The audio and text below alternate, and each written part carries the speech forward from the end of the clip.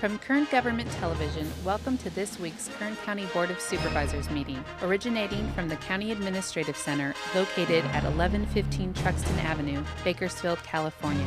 Kern County's vision is to create and maintain a customer-centered county government designed to garner the confidence, support, and trust of the people we serve. Today's Kern County Board of Supervisors meeting will convene momentarily.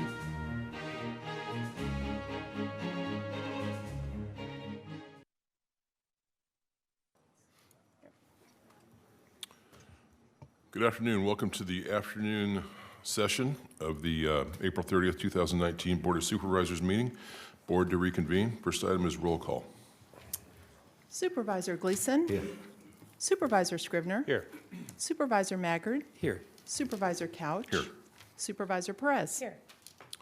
The next item is a report on actions taken in closed session. Ms. Rezan. Good afternoon, Chairman, members of the board. During closed session, your board met on items 66, 67, and 68. There is no reportable action. Thank you. The next item is the consent agenda. All items listed with a CA or a C above the item number are considered to be routine and non-controversial by county staff. We can act on those all in one motion. Any member of the public who would like to make a comment about any of those items or pull any of those items for separate consideration, this would be the time to request that. A board member has to actually make that request of the chair.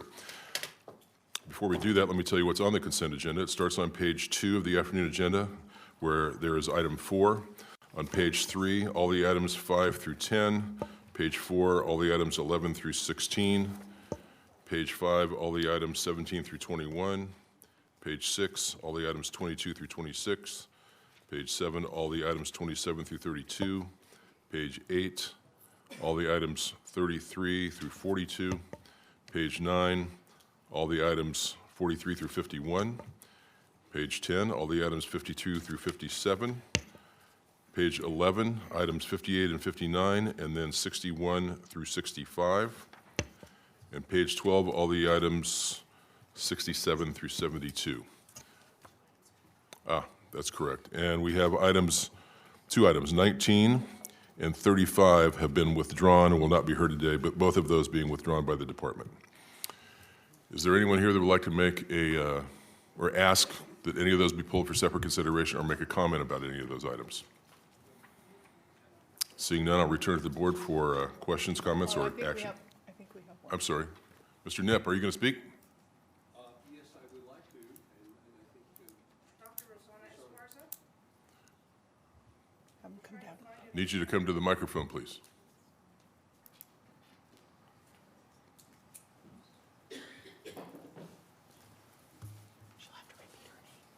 And please state your name and then which item number is it? We're looking for it. It is in reference to the letter regarding AB 345. Legislative matter. So it's a legislative matter.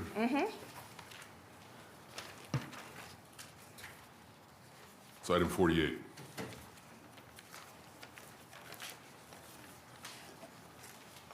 Here it is, yes. Pardon me? Is that good? That's good. Hi, I'm Dr. Rosana Esparza, Thank you. and I'm here representing Visión, which is Voices in Solidarity Against Oil in Neighborhoods. My comment is that I read the letter that was to be signed today by the board from Mr. Alsop and found that there were a couple of discrepancies in the letter itself, in that there was never any consideration or scientific background. I'd like to correct that and say there is significant scientific background information and data. I was one of the original investigators here in Kern County back in 2014, and some of my original work, data collection, ethnographic research, is part of that body of work. I'm referring to the existing scientific literature on setbacks, distances from oil and gas development sites. There always seemed to be a question about 2,500 as a setback. As we all know, local government rules what happens within our county. Unfortunately, we've not had an opportunity to speak to this particular issue, and it also comes under the planning department. Because when oil was first introduced, we didn't have things like setbacks. When the environmental impact reports were done originally, there was no such thing, and we weren't talking about climate change. There is now. And in order for us to be timely and on top of things and protect residents as well as workers, we need to start to consider those things. And we need to look at the body of evidence that is available for us, and not to make misstatements that there is no scientific evidence, or why would there not be any backup material. I think the fact that we have more than 500,000 people who have been affected by oil and gas development, that we have some of the highest rates of asthma, chronic obstructive pulmonary disease, diabetes, Parkinson's, all exacerbated by air conditions here. There was a report by the Lung Association, and unfortunately, Kern County has the dubious distinction, once again, of being in the top 5 counties in the United States with the poorest air quality. Now, I'm not suggesting to you that anyone lose their job. What I'm suggesting to you is that what we've done in the past needs to be revisited and new information exchanged and considered when we talk about setbacks. This is a bill that is important. It will change and it will make a difference to many people's lives. It will make a difference to people who work in county government and in state government, and we're all going to have to experience a little bit of discomfort. I know for myself, having to change is very difficult. I don't expect it to be any easier for anyone else. But unless we start today, we're not going to come to consensus on what is a final setback and what is safe. I think if most people lived right next door to a pump jack, or as my colleagues and friends in Lost Hills live right in proximity to one of the largest oil and gas supervisor counts, you know this for a fact. People are living right next door. We need to think about what new evidence is there. We need to be mindful, and I appreciate your time. Thank you. Thank you.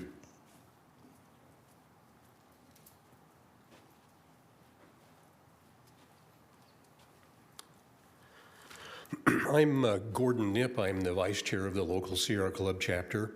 And I want to support what Dr. Esparza has just said.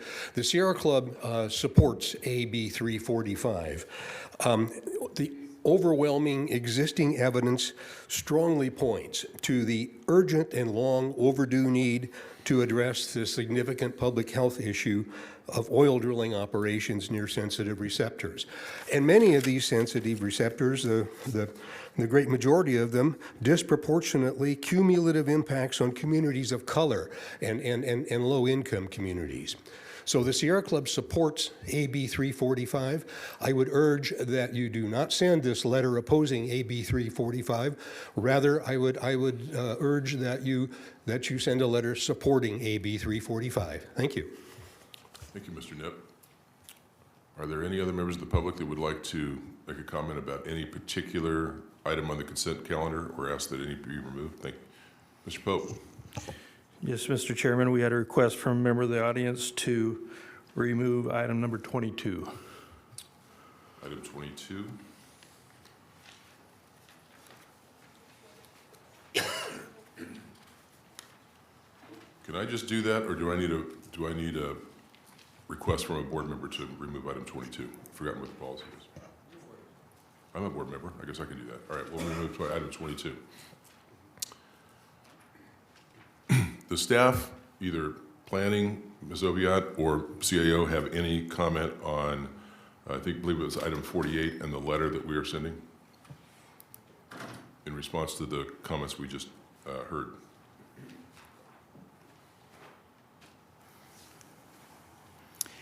Thank you. Lorelei Oviatt, Director of Planning and Natural Resources. We agree with Dr. Esparza that new science is important. We spent 3 years preparing the most comprehensive environmental impact report in California. We now have the most protective, scientifically based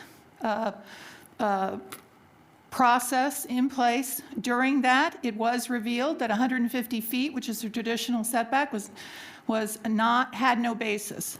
We did a health risk assessment that showed that at 86 feet, it was protective, along with the extensive mitigation measures. I would agree that change is hard. This industry has not only changed, they now have to go through a permitting process that adds hundreds of thousands of dollars in permit fees that goes for mitigation. We have spent over $40 million since 2015, generated by the oil industry, on each permit to mitigate air down to 0. So the San Joaquin Air District now coordinates with the County of Kern in giving out these grants to take dirty sources out of the valley. I think that your board's concurrence with the EIR that has been extensively peer-reviewed and extensively used since 2015 means that a 2,500-foot setback is not science-based. A 210-foot setback, which is what we have, is science-based, and this bill does not take that into effect. I would note, however, that the author of the bill is from Los Angeles. In Los Angeles, they don't have any setbacks, in some cases, from major urban uses for an oil well. And if your board wishes to change this letter, perhaps you could direct that urban areas in Southern California that have not undertaken these science should undertake those science and do the extensive work. That was a robust public process. Both Gordon Knipp and Dr. Esperanza participated in that process, and I would ask that your board do send this letter, because 2,500 feet has no science-based, but instead is a factoid that's been brought forward to impose and has not only economic benefits, but legal ramifications. Sorry, not economic benefits, economic ramifications as well as legal ramifications. I would also note that under direction of your board, the planning department is undertaking a outreach effort in order to bring more of that money back for clean projects with our disadvantaged communities here in Kern County, as well as with our companies that are not oil-based. And I'm available for any questions you may have on that background. Thank you. Supervisor Perez? Thank you, Chairman. I want to thank the doctor and Gordon Knipp for coming forward and expressing their continual concern for the well-being of people in Kern County. I deeply appreciate that. Lorelei, I'm also grateful for the recent meeting we had with folks from the EJ community, also passionate, also very caring for this community. Deeply, deeply respect their perspective. And I appreciate the conversation as it is being had. In particular, Lorelei, I think we could do a better job of communicating to the general public at large, either the industry or us, or as we move forward, you know, what we really engaged in that process and how significant it was to the state of California. As I recall, many conversations with Governor Brown, excited, waiting, and really pleased with the final outcome as it balanced interests as they need to be balanced as he saw them.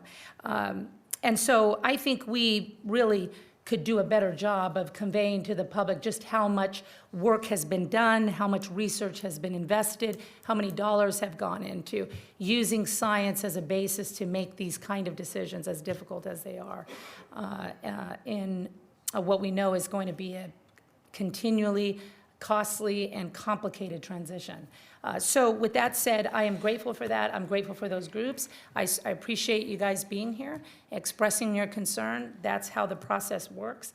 But I do think that we have engaged in the most extensive process ever seen in the United States of America. And I would like to say for the public that per USA Today, we are the #1 county in the United States for renewable capacity.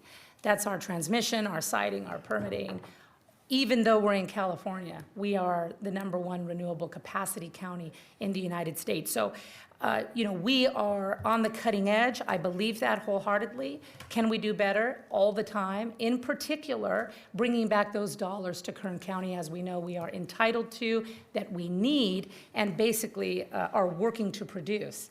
and often go elsewhere throughout the state, which I think is patently immoral and unfair. But moving forward, I think these conversations need to be had respectfully and with the joint concerns that we all share for this great county and its often tenuous economic circumstances. So thank you for your work. Thank you for your words and passion. I think we'll continue to make this process one that works for everyone. Thank you. Thank you, Supervisor. We still are looking for a motion on the consent calendar. So moved. Second. You have a motion and a second. Please cast your votes. The motion is approved. All ayes. Thank you. That takes us to page 2, item 1, under the resolutions and proclamations portion of the meeting. It's my honor today to be able to present this. This is a proclamation proclaiming April 30th, 2019 as Grimway Farms Day in Kern County in celebration of their 50th anniversary. So I'd like to make a motion to make this proclamation. Second. Please cast your votes.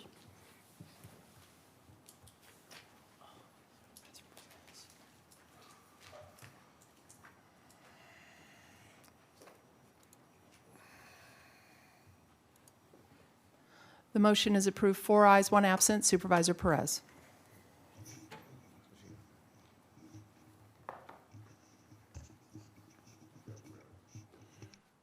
We had a 110-year-old birthday presentation this morning, so you guys are relatively young compared to that. You know, I had the, what's that? I had the honor of actually knowing a little bit Bob and Rod Grimm, and they were just really good guys that had an idea, and it took off, and it became an amazing, amazing company. And I hear people throw around the word amazing a lot these days. In this case, I think it is appropriate. I don't throw it around a lot, but what came from nothing and what it's turned into today is pretty amazing. Grimway Farms is the world's largest producer of carrots and the nation's largest producer of organic vegetables. They have sales in the hundreds of millions of dollars every year. They do business in more than 20 countries. They have over 3,500 permanent employees, more than a quarter of whom have been with the company for more than 20 years. They grow in California, primarily here in Kern County, Arizona, Colorado, Florida, Georgia, Oregon, and Washington, with brands under the Cal Organic Farms label and the Bunny Love labels, along with Grimway Farms. Now, they have been extremely successful, but they have shared that success with scholarship opportunities for the children of their employees by presenting 630 awards over the last 22 years, worth over $1.65 million. So today, I am very honored to be able to be here today with the co-owners of Grimway Farms, Barbara Grimm Marshall and Carrie Grimm Anderson, to celebrate their 50th anniversary, to say thank you very much for a job well done. I'm going to read the proclamation. I'm going to turn it over to Barbara or Carrie, and they can introduce the rest of the family. The proclamation reads, the Board of Supervisors, the County of Kern, State of California, has officially proclaimed April 30th, 2019 as Grimway Farms Day in Kern County in celebration of its 50th anniversary. And this recognition has been entered into the official board minutes, signed by yours truly, dated today, April 30th, 2019. Who wants to accept this? Carrie, Barbara? Who wants to go first? Thank you so much. Thank you so much for this honor, and we want to thank the County of Kern for the opportunity to grow our family business, to raise our beautiful children, and to continue the legacy of Bob and Rod.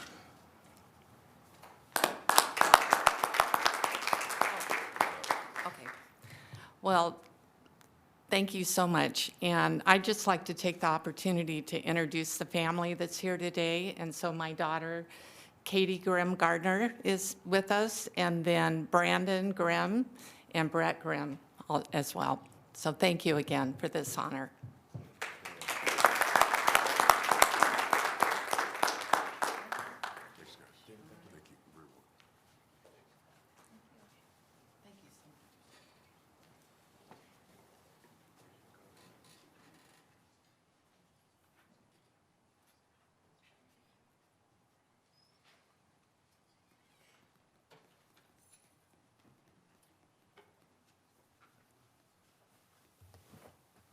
Normally, the chairman doesn't get to do that, so I appreciate that. Grimway is now in the 4th District, and I'm proud to be able to represent them. Next item is item 2, public presentations. This portion of the meeting is reserved for persons to address the board on any matter not on the agenda but under the jurisdiction of the board. Is there anyone here that would like to make a public presentation? If you'd like to speak, could I get you to come down to the front row so we can get you to the microphone quickly? Thank you for cooperating with that. My name is Gordon Nip. I'm the vice chair of the local Sierra Club chapter. If there's any hope of addressing our dirty air and of addressing climate change, we need to reduce emissions from vehicles. And of course, EVs, electric vehicles, don't have such emissions. So we should be encouraging the use of EVs. One major issue is that there aren't enough charging stations. Whenever a gas station is built or rebuilt, whenever a hotel is built or rebuilt, whenever a parking lot is built, there ought to be a requirement to include EV charging stations. Now, back in the October 23rd Board of Supervisors meeting, the board, as I recall, committed to a discussion of electric vehicle charging stations. Staff was to come up with something. I've tried to find out what's going on with this. I have had no responses, so I would very much like to know what's happening with this potential EV charging station policy for the county. I would also like to remark that I drove my EV down here today, and I would like to repeat my offer that I gave you at that time to give you a ride in it. It's the nicest car I've ever had. Step down on the feet on that, and you can tell it. Anyway, if anybody would like a ride in an EV, I would be pleased to give it to them. And please do something about this EV charging station policy. Thank you. Thank you. Who'll be next?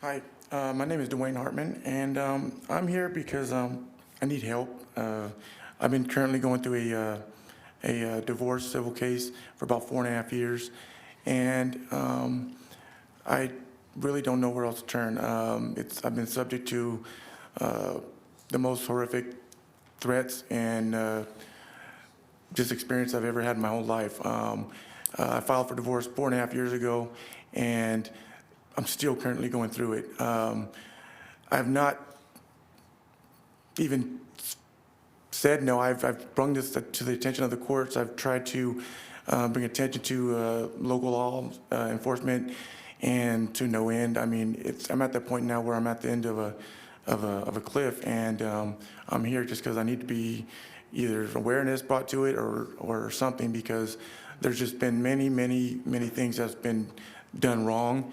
And I just don't know where else to go. So I'm just here to bring attention to that, and hopefully maybe I can get answers from you guys somehow. So, thank you. I'd like to refer you to someone, but the court system and the county are a tad, there's a separation there. Who would we refer him to over there?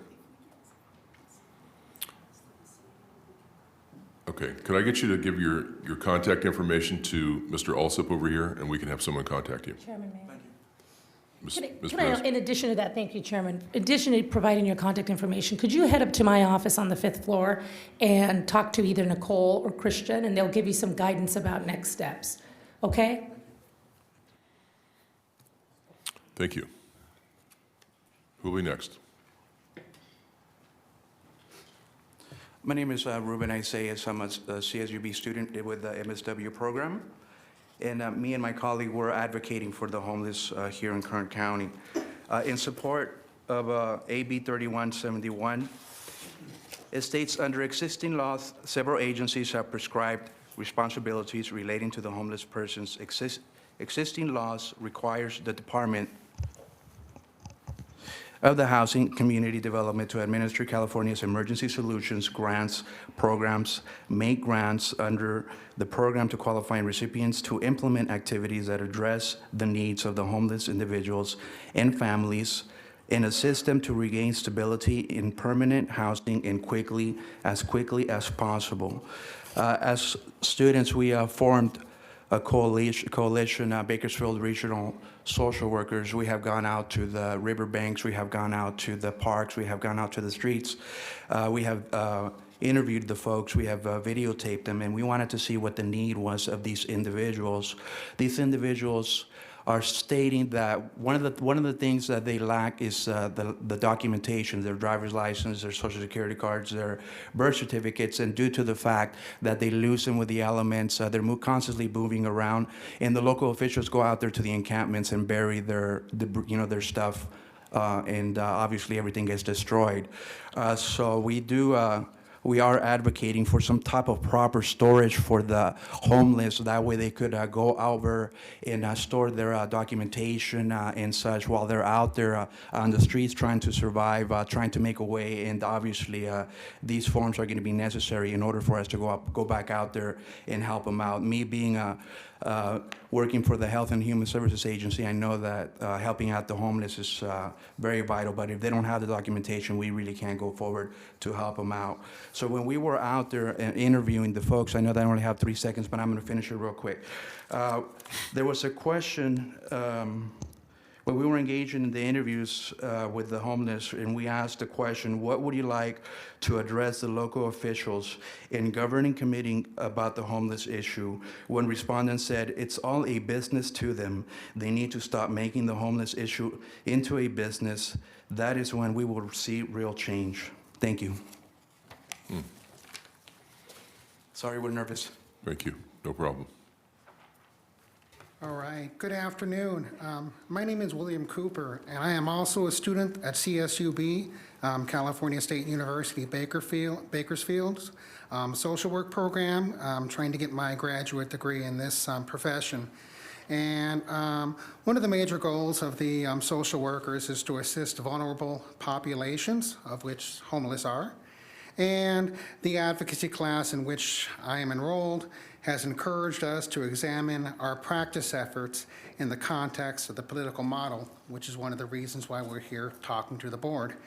In our efforts to understand the homeless, as my colleague said, we go out into the community, we went out into the homeless community in the parks and spoke with them about what their needs were. Most of my perceptions of the homeless have been based on either preconceptions which might have been inaccurate or media portrayals. Not all of these were correct, but by going out to the homeless directly and speaking to them, seeking their own opinions, it gave us a chance to hear what their needs were from them.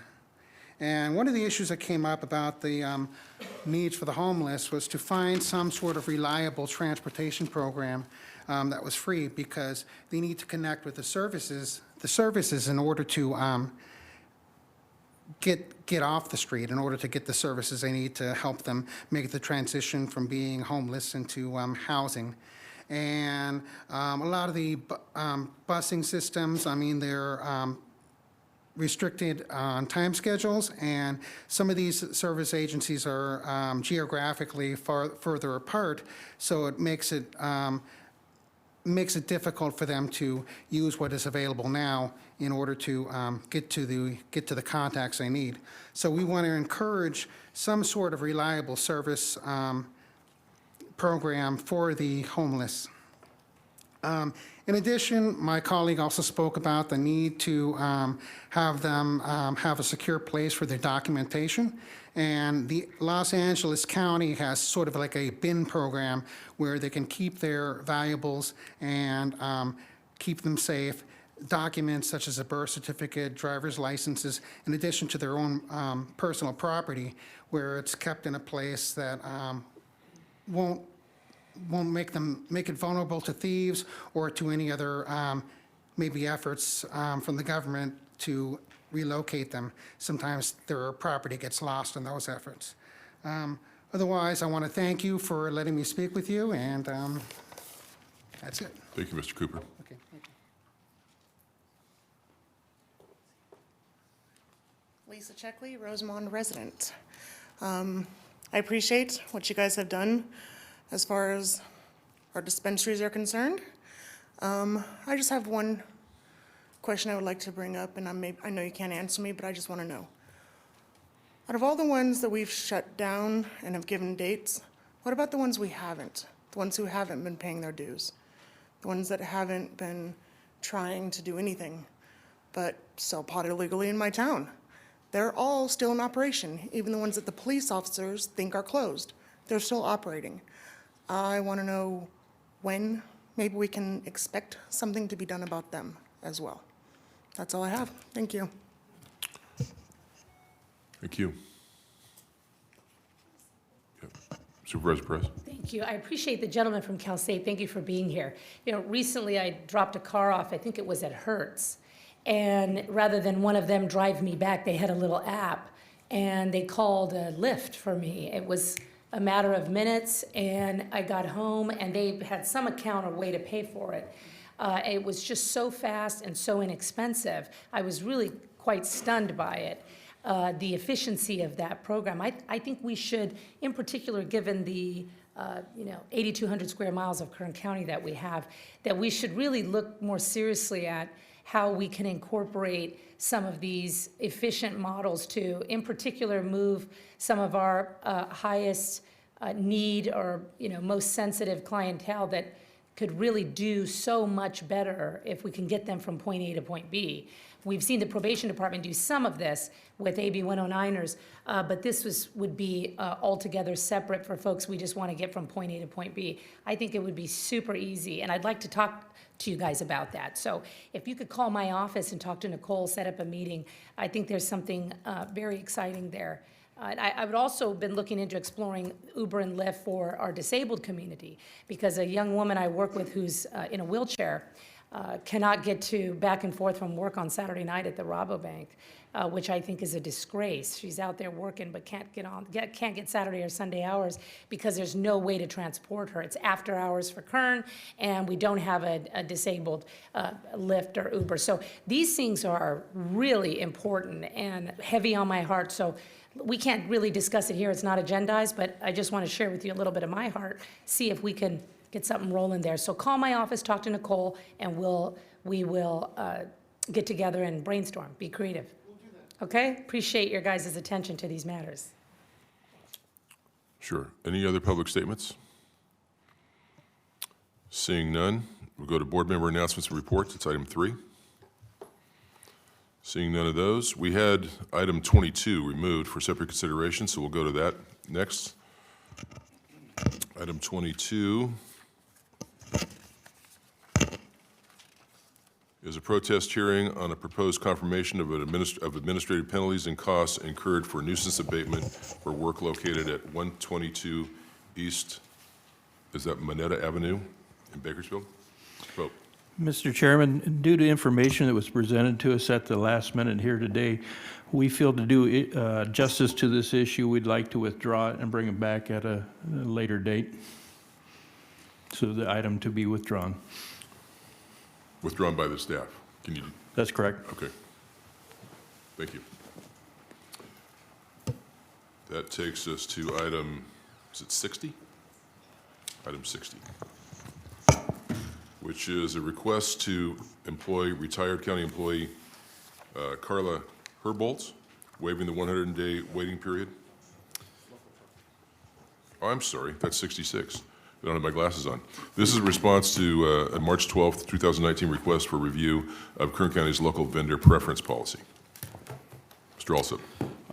Thank you, Mr. Chairman, members of the board. So before I hand it over to Jeff Hill, who's our Chief General Services Officer, I just want to say that this is a report back. There's been a lot of conversation on this, particularly the last 15 hours or so, from a few people that have contacted me and who have interest in this.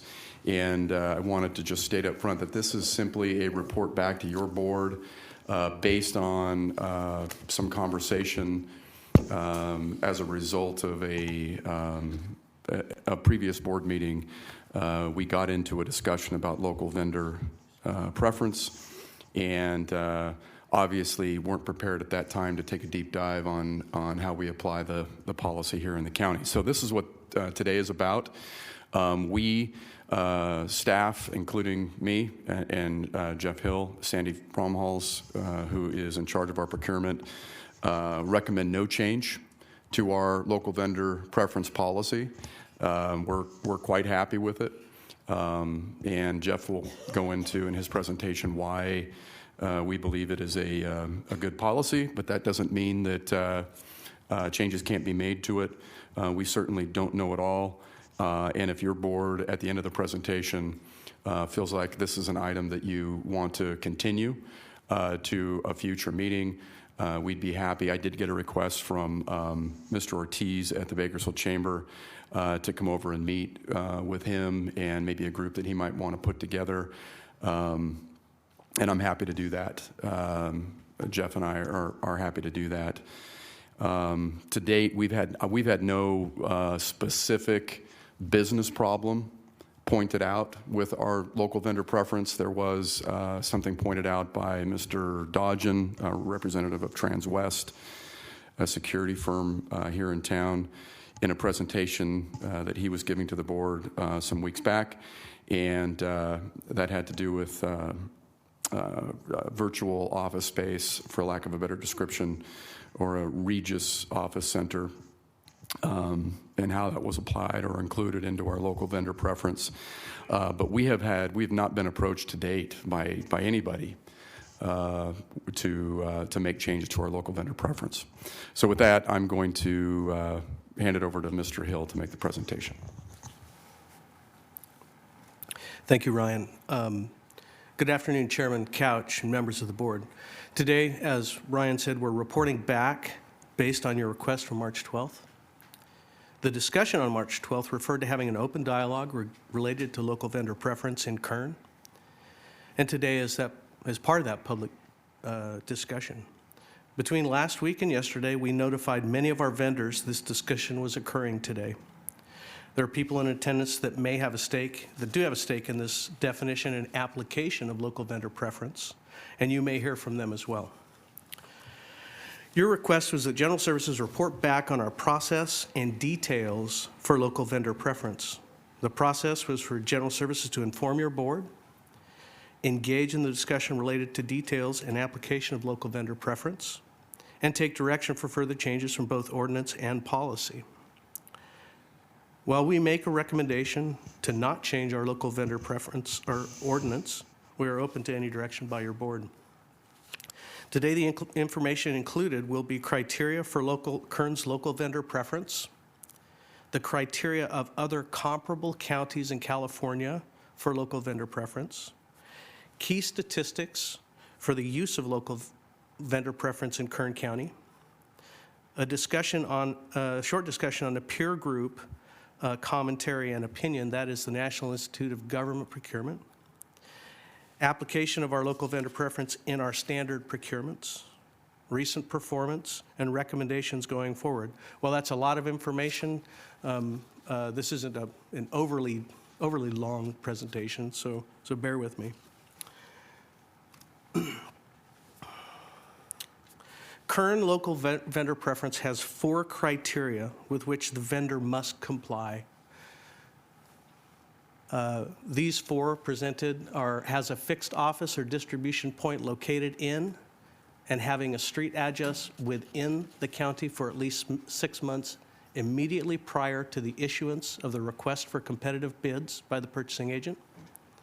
Number 2 is that they hold any required business license by the county or a city within the county. And 3, employ at least 1 full-time or 2 part-time employees whose primary residence is located within Kern County. That speaks to the local workforce component. If the business has no employees, in other words, is an owner-operator, they shall be at least 50% owned by 1 or more persons whose primary residence is located within the county. And 4, will credit all sales tax to its business location in Kern County. So those are the criteria established by your board for local vendor participation.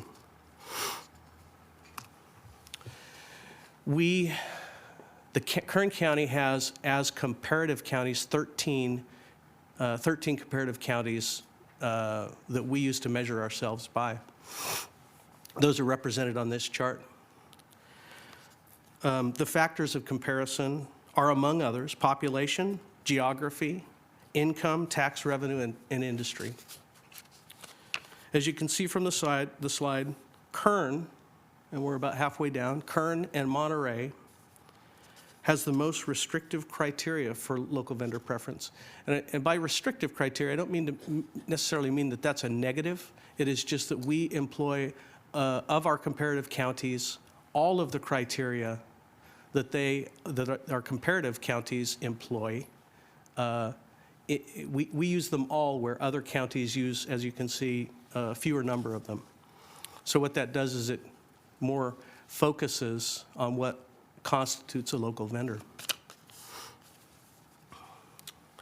As you can see, the criteria are fairly standard across our peer counties, and the difference is in which criteria are used to determine a local vendor. Additionally, you can see the application is varied somewhat. So criteria 1 is what we spoke about just a few minutes ago. Criteria 2, criteria 3, and criteria 4 are the 4 criteria that the county uses. So in applying the local vendor preference, you'll see the application of preference column. There are essentially 2 methods of applying local vendor preference in basic procurement. One is where if the local vendor is within a prescribed percentage of the low non-local bid, the county awards to the local vendor at the higher bid. So some counties, they give you an example because it's kind of a dense thought there. If a non-local vendor bids $100,000 and a local vendor bids $105,000, some counties will automatically award at the higher rate.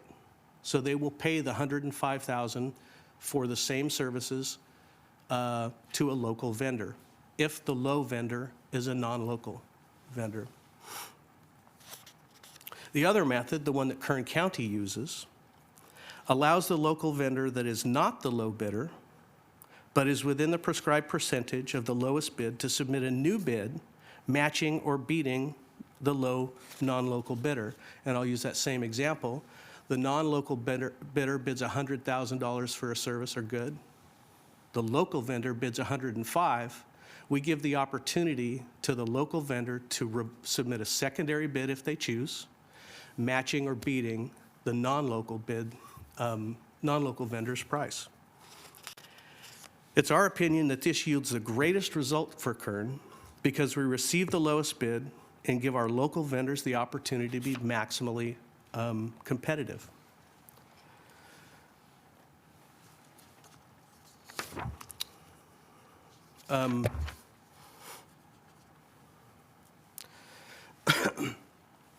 This slide number 4, is related to information on performance statistics within Kern.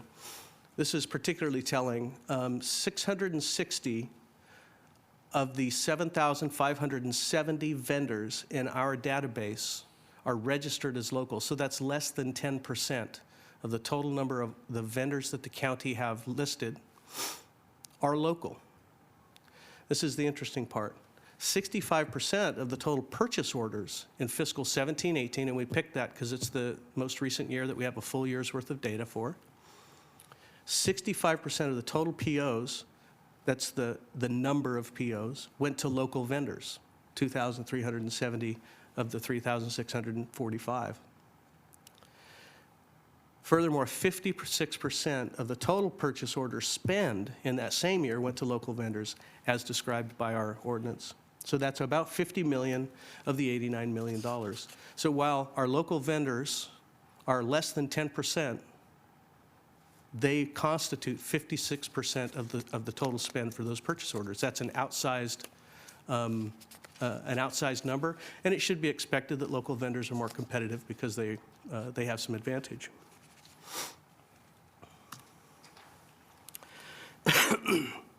So local vendors aren't just mom and pops owned by local people. There are 3 basic types of local vendors that qualify under our local vendor preference. 72 are what we consider to be locally owned businesses.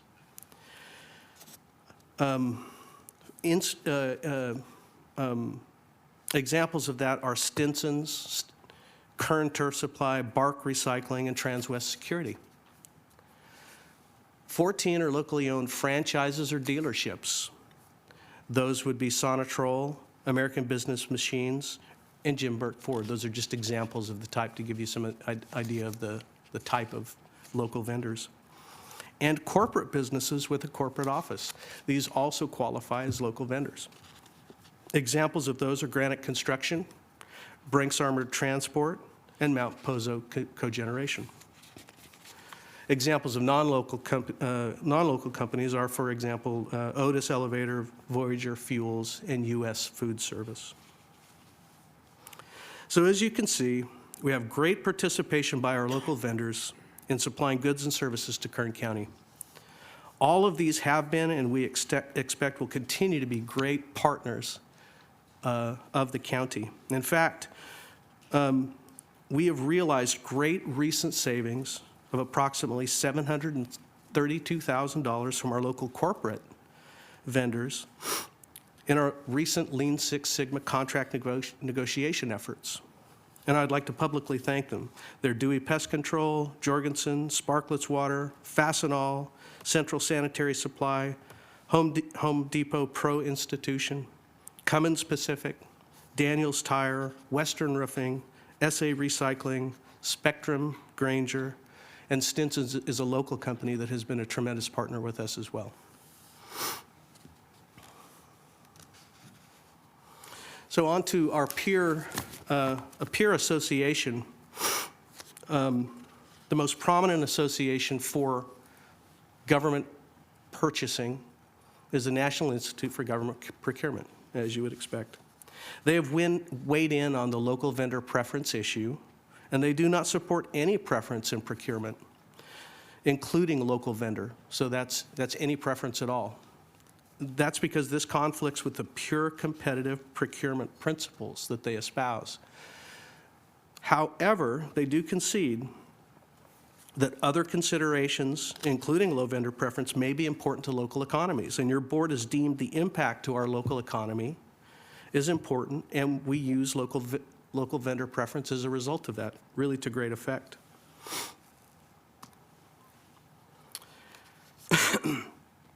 Application of local vendor preference to our standard competitive processes. Essentially, we have 3. We have bids. You've heard about those. You have heard about RFPs, and best value bids, which are less often used.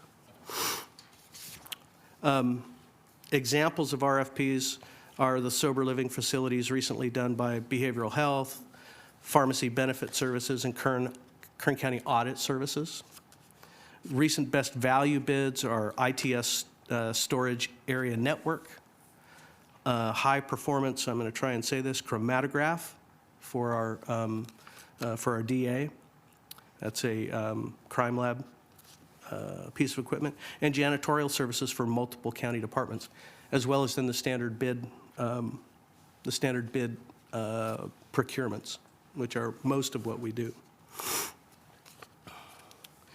The application of local vendor preference for bids is that the local vendors who bid within 5%, as I said earlier, of a non-local vendor are allowed to resubmit a new bid equal to or lower than the low bid if it's by a non-local company.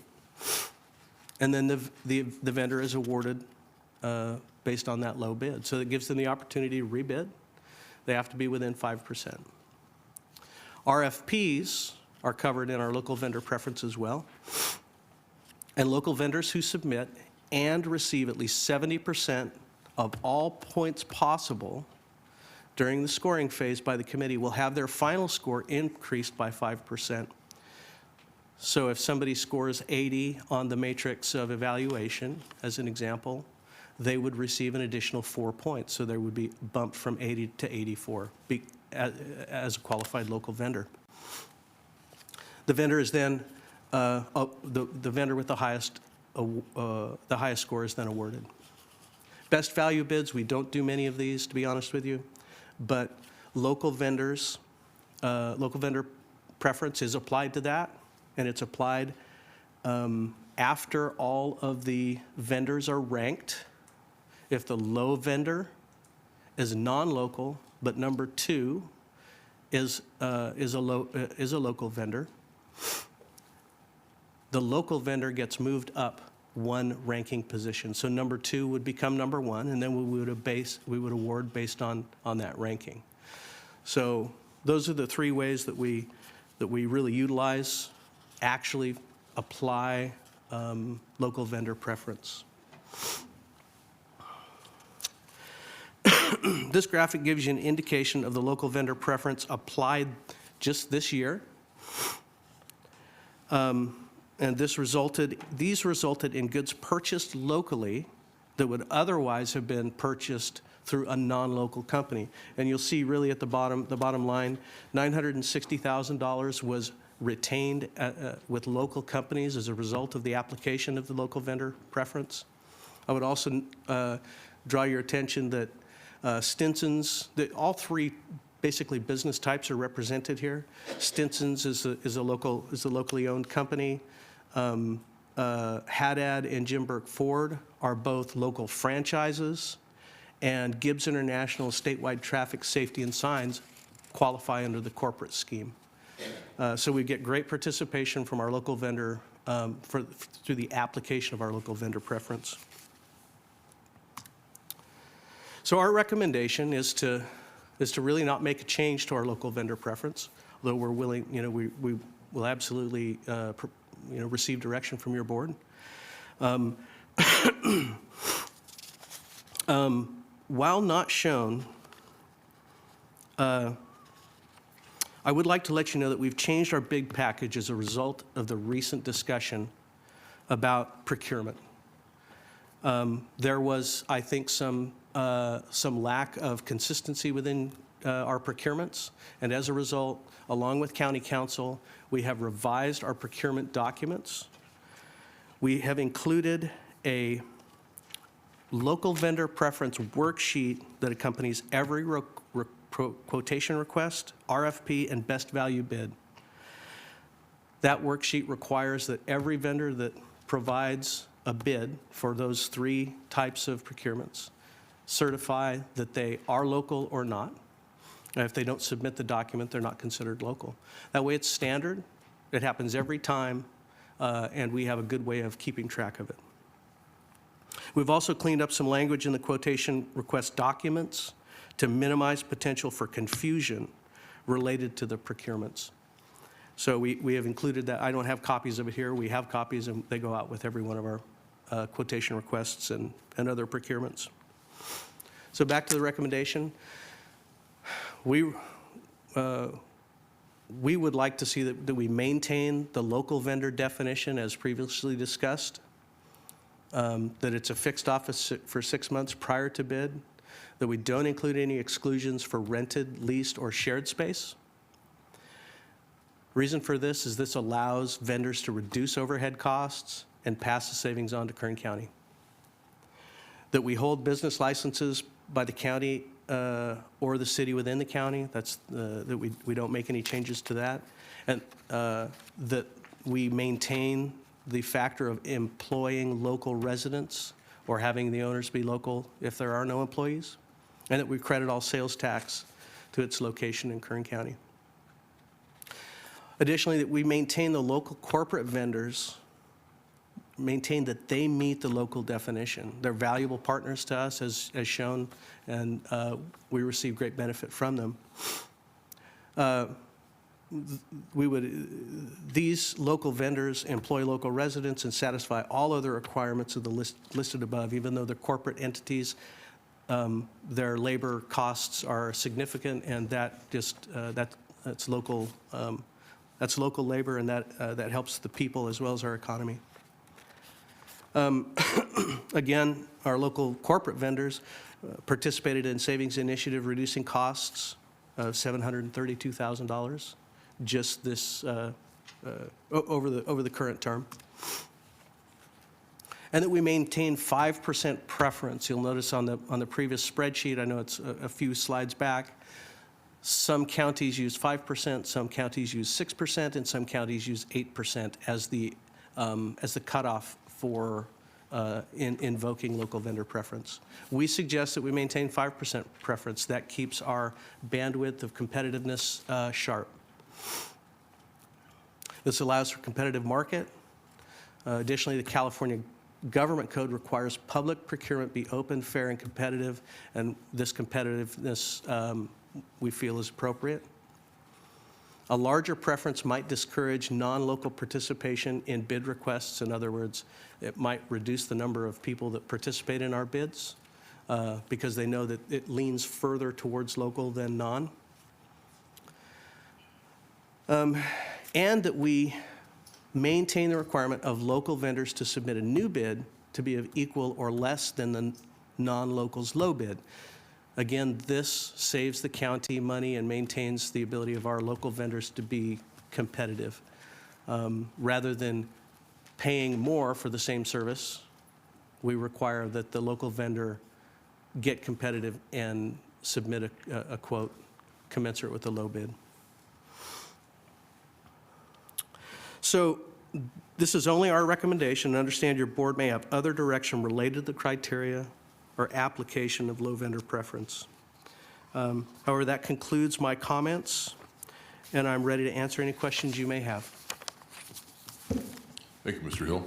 Any other comments, Mr. Alsop, by anyone? May open this up to the public. Is there anyone here in the public today at our meeting who would like to make a comment on this? Mr. Ortiz, good afternoon. Thank you, Mr. Chairman, members of the board. Nick Ortiz, representing the Greater Bakersfield Chamber. We're a business organization, represents about 1,100 members. Appreciate the opportunity to comment today and staff's thorough presentation on the ordinance, and appreciate the fact that we actually do have a local preference ordinance in Kern County. I think it's a good thing. I would request, as Mr. Alsop alluded to, that the board direct staff to do some engagement and outreach to business groups such as ours. We may not have any recommended changes to the local preference ordinance, but we at least want to have a look at it and have a discussion with our members. We think that outreach should be broad, shouldn't be just limited to us. It should be other business groups that may have an interest as appropriate, as your board deems appropriate. While this discussion, I think, came out of a contractual discussion that involved one local company, for us, this is more than just about one company. Procurement is very important to our members. Annually, we do a forum where we try to connect our small businesses with our very, very big corporate partners and big governmental agencies. And we have invited County General Services multiple times to present to our members about how they can become vendors to the county, how they might use tools like the local preference ordinance, and be able to not be disadvantaged and be able to compete with other companies. So, I mean, for us, we would like to engage in a conversation not just about the policy, but about how we and maybe others might be helpful in ensuring that our small businesses know about the opportunities to procure goods and services for the county and take advantage of the local preference. Thank you very much. Thank you. If you would like to speak to this item, which we're happy to hear you out, could I get you to come down to the front row and get you up to the microphone quickly? Afternoon. Good afternoon, Dustin Dodgen. Thank you, Mr. Chairman, and thank you to the board. I appreciate that this item's come back before you, and it came back before you pursuant to your requests. I'm glad that you saw to it to have this evaluated. I want to thank Mr. Hill and Mr. Alsop for staff giving the time to bring this back to your board and provide you some initial evaluation. And so I appreciate these initial steps. I concur with Mr. Ortiz. I think Jay Tamsey should be alerted to this. Obviously, Nick Ortiz. I think KEDC and Mr. Chapman should be alerted to this. This is not a single vendor issue. And as we all know, what happens in these meetings is not necessarily, while it's a public meeting, it's not necessarily something that is posted to someone's front door. What happens here if staff isn't reaching out and making a phone call to not just someone that happens to be on their vendor list right now, but to these folks who represent these various employers, it just goes under the radar. So I think it's really important that, Supervisor Maggard had mentioned that he wanted the local vendors in the community to be notified. I think that notification needs to be done. I think the best way is through these different groups to get the most folks in line. We obviously did see a business problem with this ordinance. We brought that to your board. We discussed it at length. I don't want to use your time and energy today on that. We know that our local ordinance has the ability to be gamed. You've been told that we have one of the most restrictive, and I respectfully disagree with that. I mean, in fact, if we look at County of San Luis Obispo, that was noted with only 2 checks up in those boxes. And one of the checks that you didn't see was that they don't have to have employees in the county. But if you actually look to the San Luis Obispo ordinance, it's just one example. I'm not going to bore you today because this isn't the day we take action. There needs to be other input. But if you look at the San Luis Obispo ordinance, it doesn't just require an office. It requires a fully staffed office. So if we were to revisit that chart and talk about who's the most restrictive and who's getting gamed, it's not necessarily County of San Luis Obispo. We're not going to have to worry about the virtual offices. That's just one item. That's low-hanging fruit. That's something that I can look at back in my chair while I'm sitting in front of your board today and watching this slide for the first time. And so I really think this is not something that we do today. We don't have the local input. I want to make sure that your board's direction is met. You asked that this be looked at. You asked for local input. The discussion on March 12th was a revision. A draft revision was going to be presented to you according to the transcripts that I've read, and of course I was here with you that day. So I'd really encourage your board just to continue this item with express instruction to reach out to certain folks in the community and certain groups in the community so that this can be really a tool for our community and really a tool for the county to leverage the value of a local vendor ordinance. You don't lose money on local vendor preferences, you make money, but it has to be strengthened and it has to be looked at. And again, I gave you some low-hanging fruit. I'm certain that with the resources of our county staff, we can do better, and we are. And I see Ms. Oviatt in the audience. She's doing things to bring in publicly traded companies to our community who are employing people. That's not what anybody's asked for in terms of not having that. We want that. We have county staff doing that now. So it's no one's saying that if you're not in Ma and Pa, you can't do business in the county of Kern. But we just saw the gaming of the system where you've got the virtual office. They're not employing people here. They're not paying property taxes here in any, appreciable amount. So I really think this is something that it needs a little bit of a deeper dive, but I do appreciate this first step from staff. Mr. Hill, thank you very much. And Mr. Alsop, I appreciate this coming back before the board on such a short timeline. Thank you. Thank you, Mr. Dodgen. Any other comments? Staff have any further comments? Okay, I'll return it to the board for questions, comments, and action. There is recommended action to discuss, but it also is recommended to approve the continuation of the current policy for the local vendor preference in Kern County. Supervisor Scribner. Thank you, Mr. Chairman. First and foremost, I want to thank Mr. Hill. You and your staff did such a tremendous job, I think, in laying out for us how the process works. That, I think, was really what we were asking for as a board, was to better understand, at least from my perspective, to better understand the process and to look at ways in which we could improve it. When I went into it, I had some things in my mind that I thought, okay, well, these might be some ways in which we could make it better. And then after reading the report, was able to refine some of those thoughts. But I think the takeaway here is that our policy is quite effective. I think the numbers demonstrate that based on how much of our total bids and the dollars that we spend are going to local companies. And so that's very good. I think that you've demonstrated that we do have a robust program if you look at the comparisons to other counties. But through this process, you made improvements. You listed a few of them. And Mr. Dodgen has brought up some others. I know probably there are some thoughts from the members of the board on how it could be improved, but I really do support the idea of circulating the staff report and this presentation to some of our business agency partners. A few were mentioned, and Mr. Ortiz, I appreciate him being here on behalf of the Greater Bakersfield Chamber of Commerce, but we have chambers of commerce throughout the county, and also KADC, the Associated Builders and Contractors was another one that came to my mind. Also our Car Dealership Association. Last time I met with them, they did have a group that represented the large dealerships. And I don't know if that's still in effect. Mr. Manning is shaking his head. Thank you for being here from Ford. And also the Kern County Builders Exchange. And I know I've missed several, but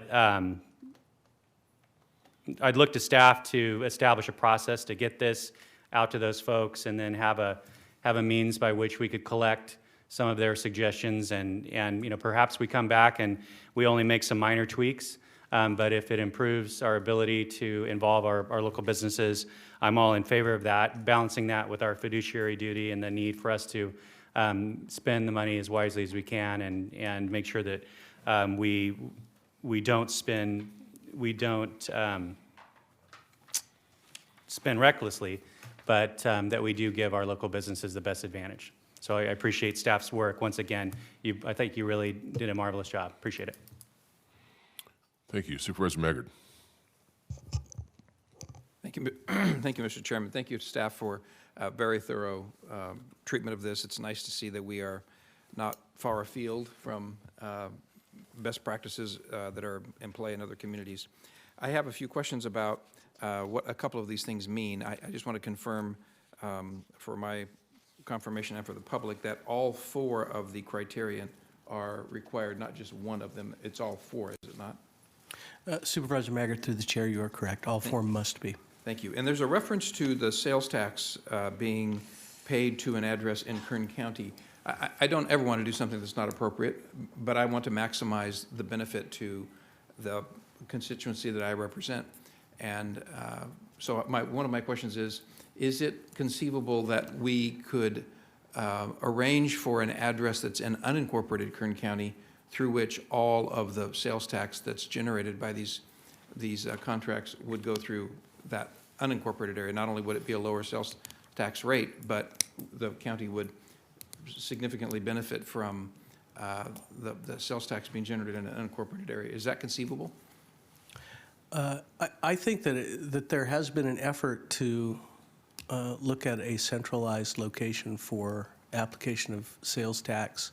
I know that General Services isn't doing anything, but I'm not sure if council or if CAO has looked at that. I'm not able to comment on that right now, Supervisor Maggard, through the chair, but I could, we can get back to you on that. Yeah, I'd like to hear if that's conceivable.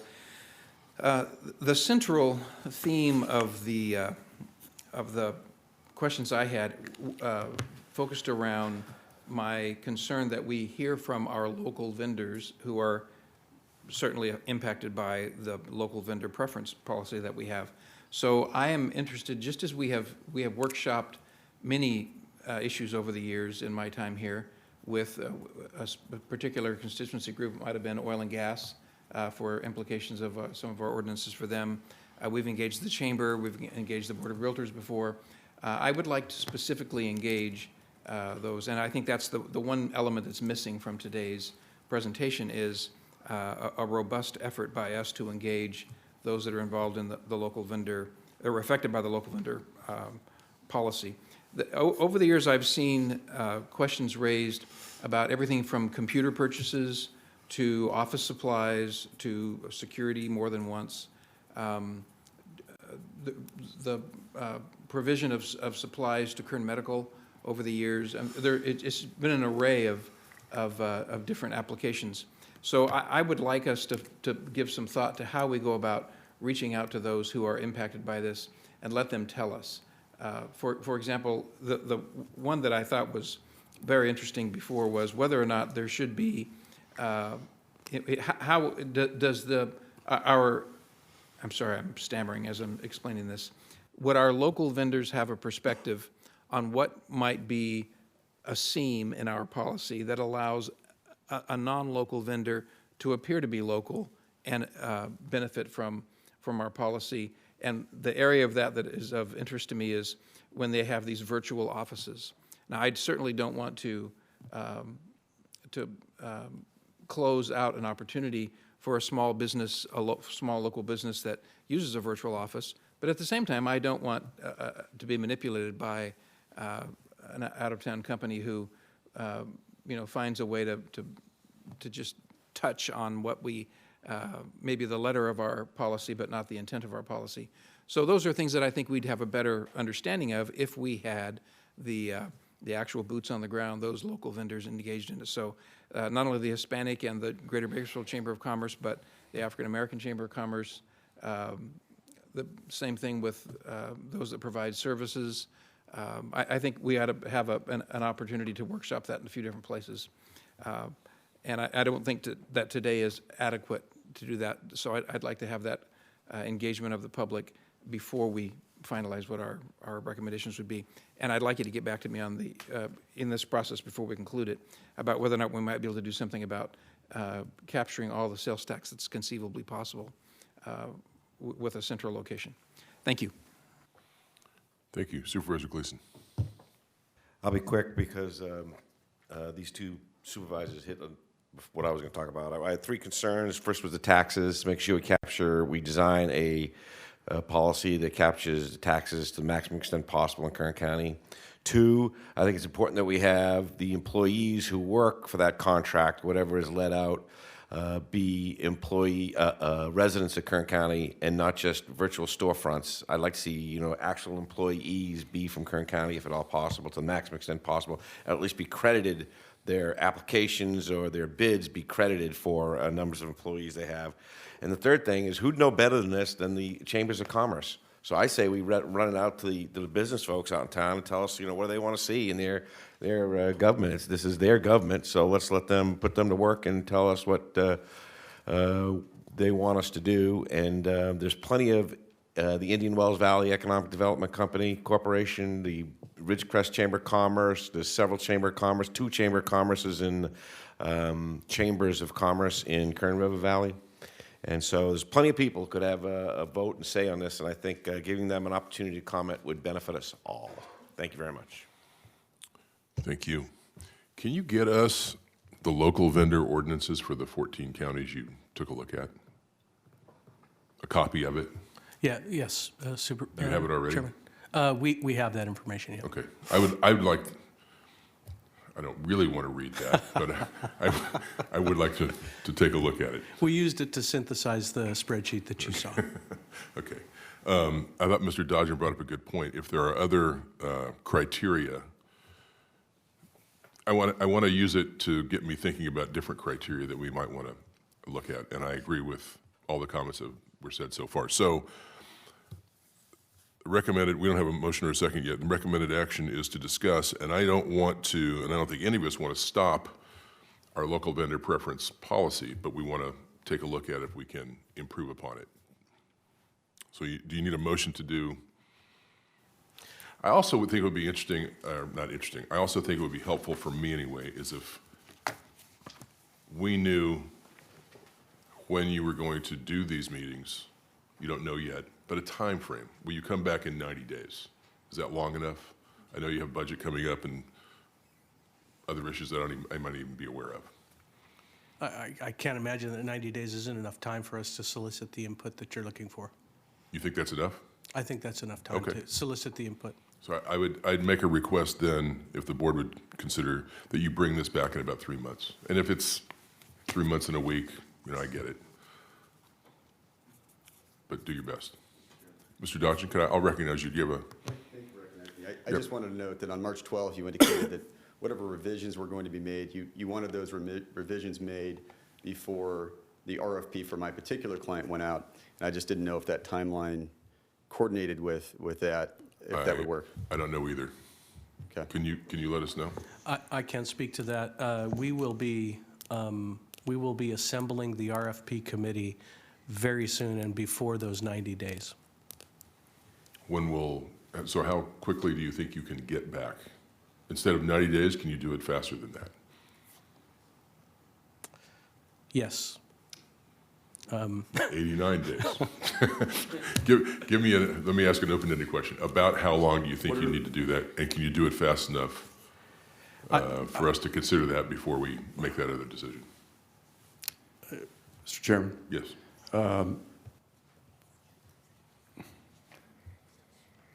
We want to be thoughtful about how we do this. And as you said, it's a big county with lots of business interests all the way out to Ridgecrest and back. To do this thoughtfully, we're going to need 90 days, in my opinion. I want to be involved with it, and I think it's that important. And we could try to speed it up so that it's maybe a couple of months. I'm not sure what the main concern is. I think Mr. Dodgen's client benefits from this policy as it's written, and if we're continuing to employ this policy until there are changes, but I don't want to rush this. And in my view, it's going to take us 2 to 3 months to get this done. Mr. Chairman, thank you very much for revisiting that issue. My understanding of the procurement process being that the RFP can be done as soon or as late as necessary. When the county is currently under contract, they can proceed with that same contract, even offer an extension of time to make sure that whatever needs to happen before the RFP goes out happens. I do appreciate that my client is currently meets the definitions of a local vendor, but the problem is not that they meet it, it's that others who are not truly what you're looking for as a local vendor, what, for example, San Luis Obispo County is looking for, they are local vendors as well.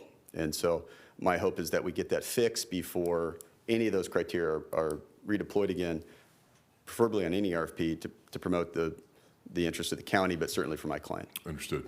Thank you. Thank you. We should have a discussion about that. Not today. It's not agendized, and I get that. But we should talk about that. Any other comments? Supervisor Maggard? Supervisor Gleason reminded me in his comments that there are numerous chambers of commerce in many different communities. The NOR Chamber comes to mind for me. So I want to make sure that we have comprehensively given that some thought so that we don't omit anyone that might have the key perspective for us. I want to be sensitive to what contracts might come up between now and the 90-day time, and if there are some that are in that position, should we extend them? I'd like your opinion about that, to see if we let them go beyond it so that no major decisions are made until after that's considered. But do we need a motion to, Ms. Rezan, do we need our county council, do we need a motion to sustain the current local vendor preference policy while we're reviewing this, or do we simply not take action in that regard and let the process work itself out? Supervisor Maggard, through the chair, the current policy is in place and hasn't been revoked or disrupted, so you don't need to do anything to keep that going. Very good. Thank you. Supervisor Scribner? Thank you, Mr. Chairman. I believe in my comments that I made it clear that I wanted the chambers of commerce throughout the county to be included in this, and because I can think of 7 right off the top of my head that operate within my 2nd district jurisdiction. So, so you're getting that reiterated from at least 3 of us. So, thank you. So we don't need any action. We've discussed it. How about a motion to receive and file? Mr. Chairman, can I say one final thought? Yep. Yeah, I appreciate everything. We will work diligently on this. I just want to reiterate from our view, we have not had issues with this. We think this policy that we currently have works very, very well, and it's in line with best management practices. And we have not been given any specific request for any specific changes to it.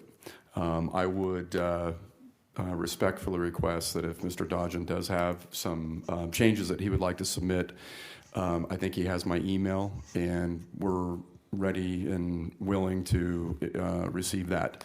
I would say the same with the chamber in advance of us meeting with them. If there are any upon their review, and I'm told that they have reviewed our local preference, if they've got any changes, please get it on our radar as quickly as possible so that we can begin to contemplate how we might go about looking at that. But just so that we understand, at least I understand, we're continuing with our current policy, which, as it stands right now, we have not been given any specific request to change in a certain area.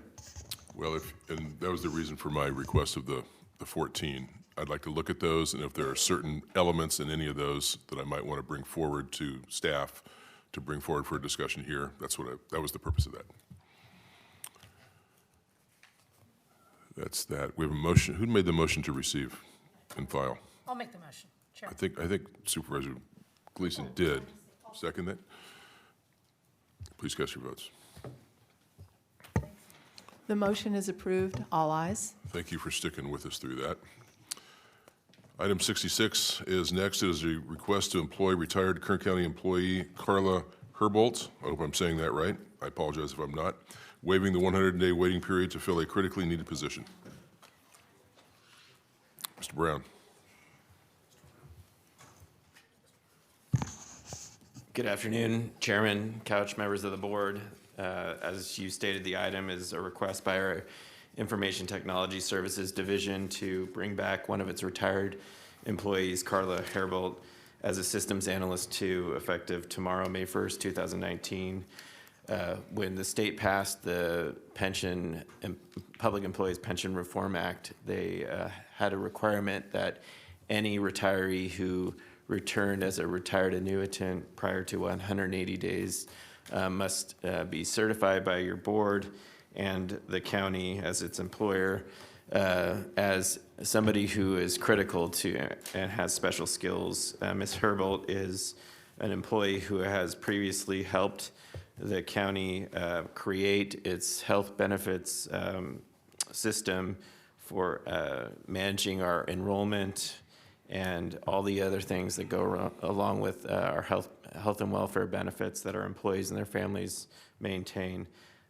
She's critical to the maintenance of that system while we train, and she trains another employee to assume those duties after her time as a retired annuitant closes.